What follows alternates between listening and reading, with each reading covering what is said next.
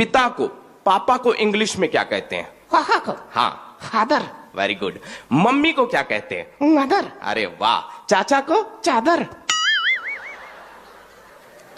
चादर नहीं कहते हैं, अंकल कहते हैं। अच्छा अच्छा, अंकल अंकल। हाँ। और चाचा की वाइफ को? एंटीना।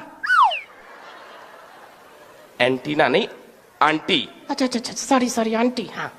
और आंटी के बच्चे को हम लोग क्या कहते हैं? Anti virus.